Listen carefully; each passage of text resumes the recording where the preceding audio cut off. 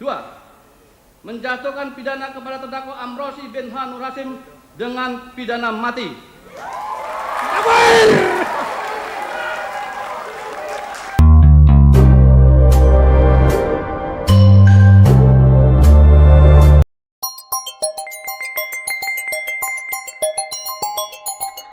Di awal tahun 1960-an, di sebuah desa kecil di Lamongan, Jawa Timur, menjadi saksi lahirnya seorang anak yang kelak akan mencatatkan namanya dalam sejarah kelam di negara Indonesia.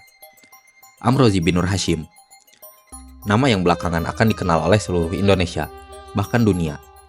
Tetapi, sebelum ia menjadi bagian dari peristiwa besar yang mengguncang tanah air, ia hanyalah seorang anak desa yang tumbuh dalam lingkungan yang sangat sederhana. Amrozi lahir pada tanggal 5 Juli tahun 1962 di Desa Tenggulun, sebuah desa kecil di Kabupaten Lamongan, Jawa Timur. Wilayah ini dikenal dengan daerah agraris dengan mayoritas penduduknya bekerja sebagai petani dan juga pedagang. Amrozi tumbuh dalam keluarga besar yang menganut nilai-nilai Islam yang kuat. Ayahnya, Nur Hasim, adalah seorang tokoh masyarakat yang cukup disegani di desanya. Sebagai kepala keluarga, Nur Hasim dikenal tegas dalam mendidik anak-anaknya, terutama dalam hal agama dan juga kedisiplinan. Sejak kecil, Amrozi dikenal sebagai anak yang aktif dan ceria. Namun, dibandingkan saudara-saudaranya, ia cenderung lebih nakal dan sering bertindak spontan. Meski demikian, ia juga dikenal sebagai anak yang cukup cerdas, terutama dalam memahami ajaran agama yang diajarkan oleh orang tuanya. Desa Tenggulun sendiri bukanlah desa yang asing bagi dunia Islam di Indonesia. Selain menjadi tempat lahirnya Amrozi, desa ini juga melahirkan banyak tokoh agama yang cukup berpengaruh. Dalam lingkungan seperti inilah, Amrozi tumbuh dan berkembang, menyerap nilai-nilai agama yang diajarkannya sedari kecil. Seperti anak-anak pada umumnya di desa, Amrozi mengenyam pendidikan dasar di sekolah negeri setempat. Setelah menyelesaikan pendidikan dasar, dia melanjutkan ke jenjang berikutnya. Namun, pendidikan formal bukanlah sesuatu yang terlalu menarik baginya.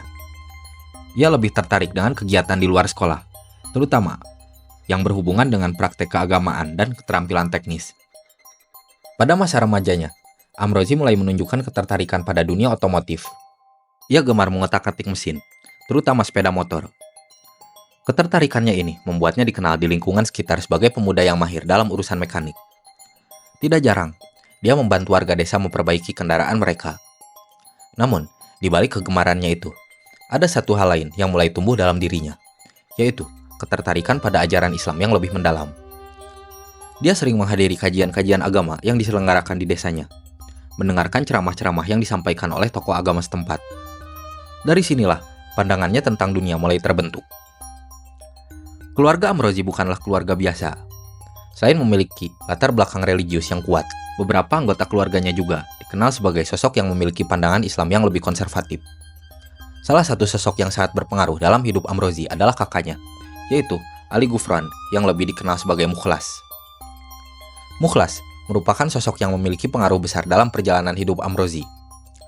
Berbeda dengan Amrozi yang awalnya lebih tertarik dengan dunia otomotif, Mukhlas sudah lebih dulu mendalami ajaran Islam secara lebih serius.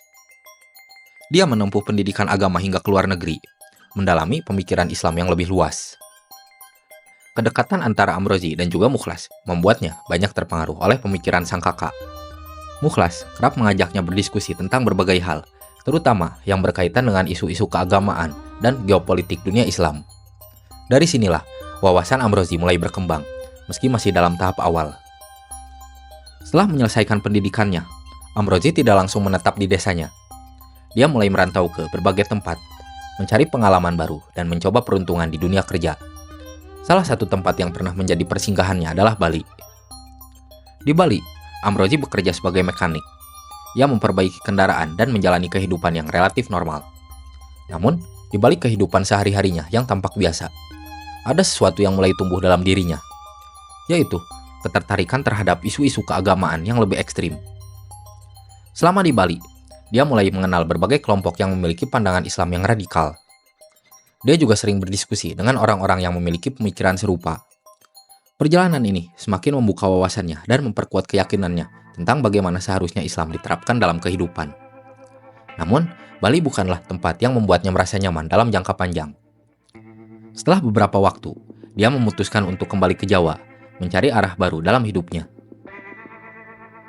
Sekembalinya ke Lamongan, Amrozi menemukan bahwa banyak hal telah berubah. Desa Tenggulun, meskipun tetap mempertahankan nilai-nilai keagamaannya, mulai terpengaruh oleh perkembangan zaman. Namun, ada satu hal yang tetap sama, yaitu pengaruh sang kakak, Mukhlas, yang masih sangatlah kuat. Mukhlas yang telah menempuh pendidikan agama lebih lanjut, mulai memperkenalkan Amrozi pada kelompok-kelompok tertentu yang memiliki pandangan Islam yang lebih radikal. Disinilah, perjalanan radikal Amrozi mulai mengarah pada sesuatu yang lebih besar, sesuatu yang kelak akan mengubah hidupnya secara drastis. Pada titik ini, Amrozi bukan lagi hanya seorang mekanik biasa. Ia mulai memahami lebih dalam pemikiran yang diperkenalkan kepada dirinya. Ia mulai menyadari bahwa ada hal lain yang menurutnya lebih penting daripada sekedar menjalani kehidupan sehari-hari. Seiring berjalannya waktu, Amrozi mulai diperkenalkan pada berbagai tokoh yang memiliki pemikiran serupa. Dia bertemu dengan orang-orang yang memiliki pandangan radikal terhadap situasi politik dan juga keagamaan, baik di Indonesia maupun di dunia. Perkenalan ini membawa Amrozi lebih jauh ke dalam jaringan yang lebih luas. Ia mulai memahami cara kerja kelompok-kelompok ini, bagaimana mereka bergerak, dan apa tujuan mereka. Dari sinilah babak baru dalam hidupnya dimulai. Sebuah babak yang kelak akan membawanya dalam pusaran sejarah yang kelam, mencatat namanya dalam daftar orang-orang yang paling dicari di Indonesia. Tapi, bagaimana Amrozi bisa sampai ke titik ini, dan bagaimana perjalanan hidupnya membawanya ke dalam dunia yang begitu berbahaya?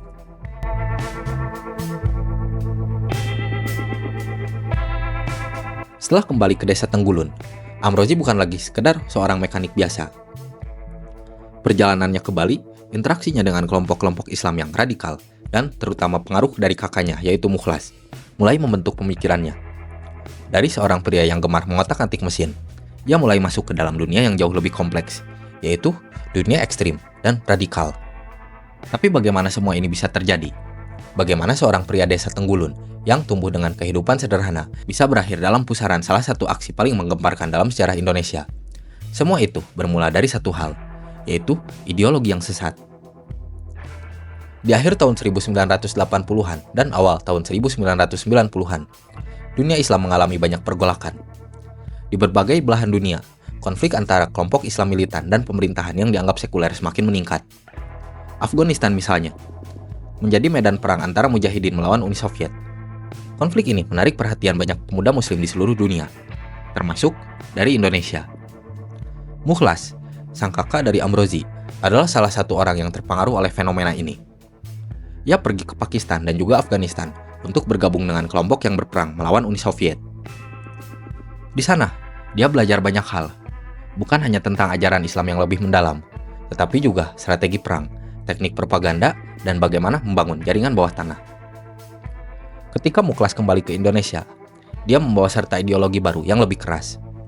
Dia mulai mengajarkan pemikiran ini pada orang-orang terdekatnya, termasuk adik-adiknya. Amrozi, yang sejak dulu mengagumi sang kakak, menyerap semua yang diajarkannya tanpa banyak bertanya. Awalnya, pemikiran radikal Amrozi berjalan secara perlahan. Ia masih menjalani kehidupan seperti biasa, bekerja sebagai mekanik, dan bergaul dengan masyarakat sekitar. Namun, di balik semua itu, dia mulai semakin aktif dalam kajian-kajian agama yang lebih eksklusif. Kajian ini bukan hanya membahas soal ibadah atau akhlak, tetapi juga membicarakan bagaimana dunia Islam ditindas oleh Barat, bagaimana hukum Islam harus diterapkan dengan tegas, dan bagaimana jihad dianggap sebagai satu-satunya jalan untuk melawan ketidakadilan. Amrozi mulai memperluas lingkaran pergaulannya. Ia mulai mengenal banyak orang dengan pemikiran yang sama. Beberapa di antaranya memiliki hubungan langsung dengan kelompok-kelompok ekstremis di luar negeri. Pergaulannya ini membuatnya semakin yakin bahwa jalan yang dia pilih adalah jalan yang benar. Namun, radikalisasi ini tidak hanya terjadi di lingkungan kecil. Ada organisasi yang jauh lebih besar yang menjadi tempatnya belajar lebih dalam, yaitu Jamaah Islamiyah. Jamaah Islamiyah atau JI bukanlah organisasi biasa. Dibentuk oleh Abu Bakar Ba'asyir dan Abdullah Sungkar. JI memiliki tujuan yang sangat jelas, yaitu mendirikan negara Islam di Asia Tenggara. Kelompok ini memiliki struktur yang rapi, jaringan yang luas, dan dukungan dari beberapa kelompok ekstremis di luar negeri, termasuk Al-Qaeda. Ketika Amrozi mulai berinteraksi dengan JI, dia bukanlah sosok yang penting dalam organisasi itu. Dia hanyalah satu dari sekian banyak orang yang tertarik dengan ajaran mereka. Namun, yang membedakannya adalah koneksi keluarganya. Mukhlas, yang sudah lebih dulu bergabung dan memiliki kedudukan yang tinggi dalam Jamaah Islamiyah, menjadi jalur utama bagi Amrozi untuk masuk lebih dalam ke dalam kelompok ini. Amrozi mulai mengikuti berbagai pelatihan yang diselenggarakan oleh Jamaah Islamiyah. Pelatihan ini mencakup berbagai aspek, mulai dari pemahaman ideologi hingga keterampilan teknis. Salah satu yang paling penting adalah pembuatan bahan peledak. Sebagai seorang mekanik yang terbiasa mengotak-atik mesin, Amrozi dengan cepat memahami cara kerja bahan-bahan kimia yang digunakan untuk membuat bahan peledak. Dia belajar bagaimana caranya mencampurkan bahan-bahan tertentu untuk menghasilkan ledakan yang kuat, bagaimana mengatur waktu peledakan, dan bagaimana menyembunyikan jejak agar tidak mudah terdeteksi. Kemampuannya ini membuatnya semakin dihargai dalam Jamaah Islamiyah. Dia tidak hanya seorang anggota biasa, tetapi seorang yang memiliki keterampilan teknis yang sangat berguna bagi operasi kelompok tersebut. Namun, ada satu hal yang masih membedakan Amrozi dari anggota Jamaah Islamiyah yang lainnya. Ia bukanlah tipe yang terlalu serius. Bahkan, dalam lingkaran kelompok ekstremis ini, ia dikenal sebagai sosok yang ceria dan humoris. Rekan-rekannya seringkali heran bagaimana seseorang yang tampak begitu santai bisa begitu bersemangat dalam membicarakan aksi-aksi radikal. Tapi inilah yang membuatnya semakin berbahaya. Dia tidak memiliki rasa takut. Seiring berjalannya waktu, Jamaah Islamiyah mulai merencanakan sesuatu yang lebih besar. Mereka ingin melakukan aksi yang bukan hanya mengguncang Indonesia, tetapi juga mengguncang dunia. Sebuah serangan yang akan menunjukkan bahwa mereka adalah kekuatan yang harus diperhitungkan. Pada awal tahun 2002, rencana ini mulai dibahas secara serius. Targetnya adalah Bali. Kenapa Bali? Bali dipilih karena beberapa alasan. Yang pertama adalah simbol barat di Indonesia. Bali adalah destinasi wisata internasional yang dipenuhi oleh turis asing, terutama dari negara-negara barat. Bagi Jamaah Islamiyah, ini adalah simbol dari apa yang mereka anggap sebagai penjajahan budaya di Indonesia. Kedua, dampak ekonomi dan juga politik. Jika serangan dilakukan di Bali, dampaknya akan sangat besar. Tidak hanya secara fisik, tetapi juga terhadap ekonomi Indonesia yang sangat bergantung pada pariwisata. Kemudian, minimnya pengamanan. Dibandingkan dengan Jakarta atau kota-kota besar lainnya, sistem keamanan di Bali saat itu masih relatif longgar, membuatnya lebih mudah menjadi target. Rencana ini pun disusun oleh beberapa orang kunci di dalam Jamaah Islamiyah. Mukhlas, sebagai salah satu pemimpin senior, memiliki peran besar dalam perencanaan ini. Lalu, ada Imam Samudra, yang dikenal sebagai perencana utama operasi. Dan kemudian, ada Amrozi. Peran Amrozi dalam operasi ini adalah logistik dan penyedia bahan yang bisa meledak. Sebagai seseorang yang memiliki keterampilan teknis, dia bertanggung jawab untuk mengatur bahan-bahan yang dibutuhkan untuk membuat bahan peledak, serta memastikan bahwa semuanya berjalan sesuai dengan rencana. Amrozi mulai melakukan perjalanan ke berbagai tempat untuk mendapatkan bahan-bahan yang dibutuhkan. Dia membeli bahan kimia, menyelundupkan beberapa peralatan, dan memastikan bahwa semua yang diperlukan tersedia tepat waktu. Ia juga bertindak sebagai kurir, mengantarkan barang-barang ke tempat yang telah ditentukan tanpa menarik perhatian. Karena sifatnya yang santai dan mudah bergaul, dia bisa bergerak dengan bebas tanpa dicurigai.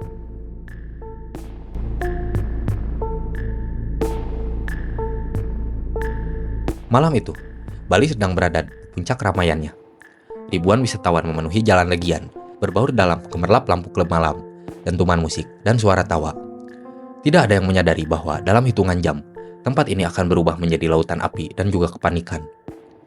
Di tengah riuhnya pesta, di suatu tempat yang tidak jauh dari pusat keramaian, sekelompok pria sedang bersiap. Mereka bukan turis. Mereka adalah orang-orang dengan satu tujuan, yaitu mengeksekusi sebuah serangan yang telah direncanakan selama berbulan-bulan. Dan salah satu dari mereka adalah Amrozi.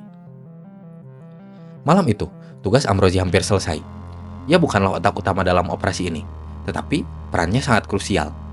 Tanpa dirinya, serangan ini mungkin tidak akan terjadi. Sejak awal, Amrozi telah dipercaya sebagai penyedia logistik dalam operasi ini. Dialah yang bertanggung jawab untuk memastikan semua bahan peledak tersedia, kendaraan siap, dan semua peralatan dalam kondisi yang sempurna. Bahan utama dalam serangan ini adalah bahan peledak berdaya ledak tinggi yang terdiri dari campuran berbagai bahan kimia, termasuk potasium kloret dan aluminium powder yang dikemas dalam berbagai wadah. Salah satu tugas terbesarnya adalah mendapatkan kendaraan yang digunakan untuk membawa bahan peledak utama. Untuk itu, ia memilih sebuah Mitsubishi L300. Kendaraan ini bukan hanya mudah didapat, tapi juga cukup luas untuk menampung muatan bahan peledak dalam jumlah yang besar. Mobil ini kemudian diisi dengan lebih dari 1000 kg bahan peledak. Sebuah jumlah yang cukup untuk menghancurkan bangunan dalam radius yang sangatlah luas. Selain bahan peledak utama dalam L300, ada juga bahan peledak kedua yang skalanya lebih kecil, yang akan diledakkan terlebih dahulu untuk menarik perhatian sebelum ledakan utama terjadi. Malam itu, di lokasi persembunyian mereka, Amrozi bersama para eksekutor lainnya melakukan pengecekan terakhir. Muklas, sang kakak, dan salah satu pemimpin dalam kelompok ini berdiri mengawasi. Kemudian, Imam Samudra, sebagai otak utama di balik rencana ini, sedang memastikan bahwa segala sesuatu berjalan sesuai rencana.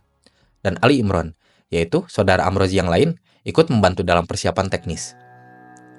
Bagi Amrozi, malam itu seperti malam biasa. Tidak ada ketegangan, tidak ada kecemasan. Bahkan, ia sempat bercanda dengan teman-temannya, seolah-olah mereka hanya sedang mempersiapkan perjalanan biasa. Tapi di balik candaannya, ada sebuah rencana maut yang akan segera dieksekusi. Setelah semua siap, para eksekutor pun mulai bergerak. Mobil L300 telah dimodifikasi dengan bahan peledak dalamnya, mulai dikendarai menuju lokasi target. Di belakangnya, sebuah sepeda motor dikendarai oleh salah satu anggota, siap untuk memberikan sinyal saat waktunya tiba. Amrozi sendiri tidak berada dalam mobil itu. Setelah memastikan semuanya berjalan dengan lancar, ia tetap berada di lokasi persembunyian. Perannya sudah selesai. Sekarang, giliran para eksekutor yang menjalankan bagian mereka. Di dalam mobil L300 itu, duduk seorang pria bernama Iqbal yang telah ditunjuk sebagai pelaku bom bundir. Wajahnya terlihat tenang, seolah-olah sudah menerima takdirnya. Sementara itu, Imam Samudra dan tim lain bergerak dengan misi mereka sendiri. Mereka memastikan bahwa segala sesuatu berjalan sesuai dengan rencana, termasuk bahan peledak kecil pertama yang akan diledakkan terlebih dahulu. Pada pukul 23 Wita, bahan peledak pertama meledak. Ledakan ini berasal dari sebuah tas yang berisi bahan peledak, diletakkan di dekat Pedis Pub, salah satu tempat hiburan yang penuh dengan turis asing. Ledakan ini cukup besar untuk menyebabkan kepanikan, tetapi belum menghancurkan seluruh area. Saat ledakan ini terjadi, banyak orang yang berlari keluar dari Pedis Pub, mencari tahu apa yang terjadi. Kerumunan mulai berkumpul di jalanan. Beberapa orang mencoba menolong korban yang terluka. Namun, yang tidak mereka sadari adalah ledakan yang jauh lebih besar sedang menunggu mereka. Ketika orang-orang masih kebingungan, mobil L300 yang membawa bahan peledak utama sudah berada di depan seri klub. Di dalamnya, Iqbal tetap berada di kursi pengemudi. Lalu dalam hitungan detik, mobil itu pun meledak. Sebuah ledakan dahsyat mengguncang seluruh kawasan Legian. Api besar membumbung tinggi, menerangi langit malam di Bali. Gelombang kejut dari ledakan ini begitu kuat sehingga meruntuhkan bangunan-bangunan di sekitarnya.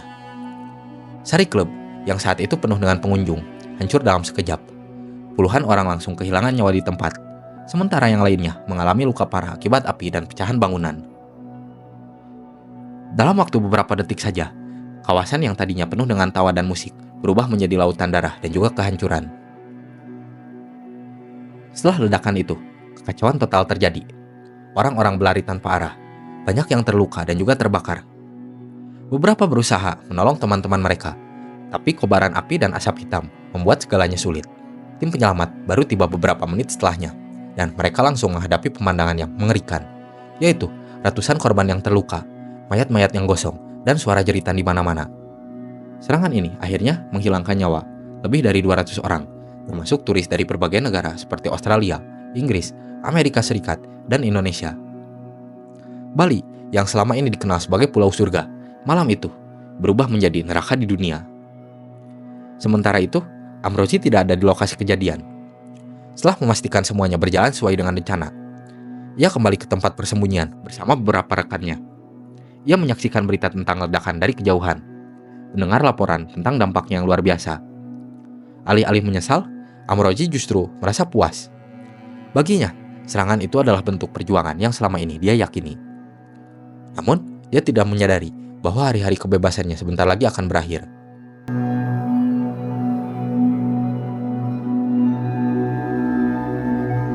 Pada malam 12 Oktober tahun 2002, Bali mengalami salah satu tragedi paling mematikan dalam sejarahnya. Ledakan dahsyat yang menghancurkan Sari Club dan Pedis Pub meninggalkan ratusan korban jiwa dan juga luka-luka, serta trauma yang mendalam bagi mereka yang selamat. Dalam waktu beberapa jam setelah kejadian, tim penyelidik dari berbagai satuan kepolisian Indonesia mulai bergerak, dibantu oleh tim dari Australia Federal Police atau AFP dan agen-agen intelijen internasional. Mereka menghadapi tugas yang sangat berat, yaitu mengungkap siapa dalang di balik serangan ini. Tidak ada yang tahu bahwa di antara para pelaku, salah satu sosok yang nantinya akan menjadi sorotan utama adalah seorang pria bernama Ali Amrozi bin Haji Nur Hashim, atau yang lebih dikenal dengan nama Amrozi. Hanya beberapa jam setelah ledakan, tim forensik mulai bekerja di lokasi kejadian. Puing-puing bangunan, serpihan kendaraan, hingga bagian tubuh korban tersebar di mana-mana. Salah satu fokus utama penyelidikan adalah sumber ledakan utama. Dari sisa ledakan, para ahli forensik menemukan bahwa bahan peledak yang digunakan adalah campuran potasium kloret dan aluminium powder dengan daya ledak yang sangatlah tinggi. Bahan peledak tersebut ditempatkan dalam sebuah kendaraan Mitsubishi L300 yang diparkir di depan Sari Club. Lalu, pertanyaan besar pun mulai muncul. Siapa yang memiliki mobil ini? Di mana mobil ini terakhir kali terlihat sebelum ledakan? Dan siapa yang memasang bahan peledak di dalamnya? Dari sinilah, jejak pertama yang mengarah kepada Amrozi mulai ditemukan. Dalam penyelidikan forensik, polisi berhasil melacak nomor rangka dan mesin dari Mitsubishi L300 tersebut. Hasilnya menunjukkan bahwa mobil itu sebelumnya dimiliki oleh seseorang di Jawa Timur. Penyelidikan berlanjut ke Banyuwangi, sebuah kota kecil di Jawa Timur, tempat di mana mobil itu terakhir kali dibeli. Dari catatan penjualan, ditemukan bahwa mobil itu dibeli oleh seorang bernama Ali Amrozi. Tidak hanya itu, polisi juga mendapatkan informasi bahwa Amrozi membeli bahan peledak dalam jumlah yang besar dari beberapa sumber di wilayah yang sama. Dengan dua petunjuk kuat ini, polisi mulai memfokuskan penyelidikan mereka pada sosok Amrozi dan juga kelompoknya. Dalam beberapa hari setelah ledakan, nama Amrozi mulai muncul dalam berbagai laporan intelijen. Polisi bekerja sama dengan Densus 88 dan Badan Intelijen Negara atau BIN untuk menelusuri aktivitas Amrozi. Dari laporan yang dikumpulkan, diketahui bahwa Amrozi memiliki hubungan erat dengan kelompok-kelompok radikal di Indonesia. Polisi juga mendapatkan informasi bahwa Amrozi memiliki beberapa lokasi persembunyian di Jawa Timur, terutama di wilayah Lamongan dan juga Banyuwangi. Maka dimulailah operasi perburuan Amrozi. Setelah melakukan penyelidikan, polisi akhirnya mendapatkan lokasi pasti di mana Amrozi bersembunyi. Informasi intelijen menunjukkan bahwa Amrozi berada di rumah keluarganya di Desa Tenggulun, Lamongan, Jawa Timur. Maka pada malam hari, pada tanggal 5 November tahun 2002, tim khusus dari kepolisian mulai bergerak. Mereka menyusun strategi untuk menangkap Amrozi dalam keadaan hidup. Tujuan utama mereka adalah menginterogasi Amrozi untuk mendapatkan lebih banyak informasi tentang jaringannya yang lebih besar. Pada pukul 10:30 malam, tim kepolisian tiba di Desa Tenggulun. Rumah keluarga Amrozi tampak gelap, hanya diterangi beberapa lampu di teras. Polisi mengepung rumah itu secara perlahan. Mereka memastikan tidak ada jalan keluar bagi Amrozi. Saat polisi akhirnya masuk dan menangkapnya, reaksi Amrozi justru mengejutkan banyak orang. Bukannya panik atau mencoba melarikan diri, Amrozi hanya tersenyum dengan lebar. Ketika polisi memborgolnya, ia bahkan sempat bercanda dengan mengatakan, "Ah, akhirnya kalian datang juga." Reaksi ini berbeda jauh dengan kebanyakan tersangka teroris lainnya, yang biasanya menunjukkan rasa takut atau perlawanan. Namun, bagi polisi, sikap santai Amrozi justru membuat mereka semakin curiga bahwa dia masih menyembunyikan banyak informasi penting. Setelah penangkapannya, Amrozi dibawa ke Jakarta untuk diinterogasi oleh Densus 88 dan tim investigasi internasional. Dalam interogasi awal, Amrozi tidak menunjukkan penyesalan sama sekali. Sebaliknya, ia menceritakan dengan bangga bagaimana dirinya terlibat dalam serangan itu. Namun, polisi tahu bahwa mereka belum mendapatkan seluruh kebenaran. Mereka perlu menggali lebih dalam untuk menemukan siapa saja yang sebenarnya berada di balik serangan ini, termasuk Imam Samudra dan juga Mukhlas.